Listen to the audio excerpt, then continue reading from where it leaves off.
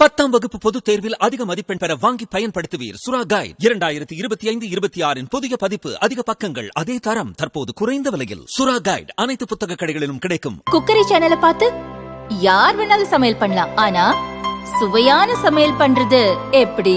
நான் இதயம் நல்லெண்ணெயில சமையல் பண்றேன், ஆஹா ஓஹோன்னு பாராட்டுறாங்க. நீங்களும் இதயம் நல்லெண்ணெயில சமையல் பண்ணுங்க, பாராட்ட வாங்குங்க. தினம் தோறும் வாங்குவே 200 சீட்களில் ஜெயிப்போம் என எகத்தாளமாக பேசும் திமுகவின் கூட்டணி கணக்கை மக்கள் மைனஸ் ஆக்குவார்கள் என்ற விஜயின் சரவடி பேச்சு தமிழக அரசியல் களத்தை சூடேற்றி விட்டிருக்கிறது. கொந்தளிப்பில் பேசும் அமைச்சர்களுக்கு கவுண்டர் உடனுக்குடன் வந்து சேருகிறது. வருகின்ற சட்டமன்ற தேர்தலில் 200 என்ற நம்பிக்கை வீணாகும் என்று ஒரு சிலர் அதிமேதாவிகளாக தற்குறிகளாக களத்திற்கே வராதவர் பேசிக் கொண்டிருக்கின்றார்கள். எங்களுடைய நிலைப்பாடு 200 அல்ல, 234 திராவிட முன்னேற்ற கழகம் வருகின்ற சட்டமன்ற தேர்தலில் கைப்பற்றும் கைப்பற்றும் கைப்பற்றும். வில்லிலிருந்து புறப்பட்ட அம்பாக திராவிட முன்னேற்ற கழகத்திற்கு எப்படியெல்லாம் இது போன்ற அவதூறுகள் ஏற்படுகின்றதோ அப்பொழுதெல்லாம் 80 கிலோமீட்டர் வேகத்தில் பயணித்துக் கொண்டிருக்கின்ற திராவிட முன்னேற்ற கழக தொண்டன் 100 கிலோமீட்டர் வேகத்தில் பயணிப்பான். மீண்டும் 2026ஆம் ஆண்டு மாண்புமிகு தமிழக முதல்வர் எங்கள் உயிரினும் மேலான திராவிட முன்னேற்ற கழக தலைவரை அரியணையில் ஏற்றும் வரை எங்களுடைய பயணம், எங்களுடைய வேகம் குறையாது குறையாது குறையாது.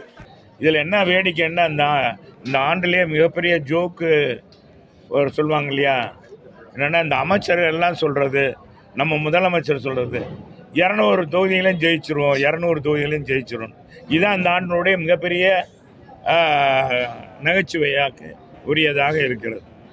மக்களுடைய அத்தனை பேருடைய நம்பிக்கையும் அரசு ஊழியர்கள், ஆசிரியர்கள், அங்கன்வாடி பணியாளர்கள், இன்னும் பல இன்னைக்கு பார்த்தீங்கன்னா சுகாதார பணியாளர்கள், இத்தனை பேருடைய நம்பிக்கையும் இந்த அரசு இழந்து விட்டது.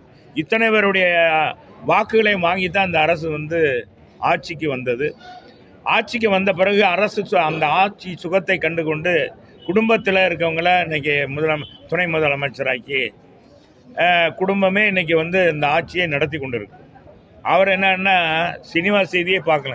சினிமா துறையிலிருந்து வந்தவர் யாரையோ தாக்கணுன்றக்காக சினிமா செய்தியே பார்க்கறது இல்லைன்றார்.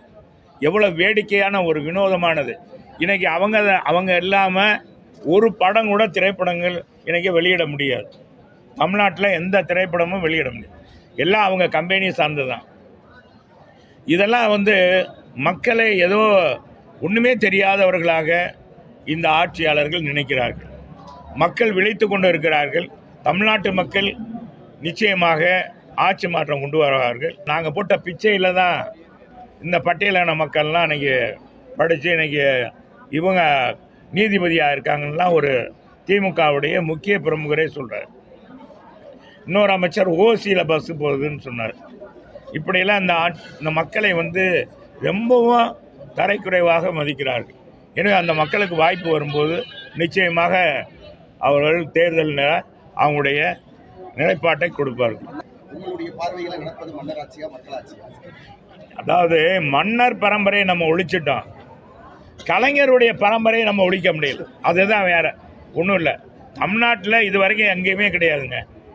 தாத்தா முதலமைச்சர், அப்புறம் அவர் மகன் அப்பா முதலமைச்சர், இன்னைக்கு பேரே முதலமைச்சர், பெரியப்பா மத்திய அரசிலும் முக்கிய அமைச்சர் இருந்தார். அப்புறம் பார்த்தீங்கன்னா இங்கே பார்த்தீங்கன்னா அதிகார மையம் தான், அவங்க அதிகார மையம் தான் நடக்குது.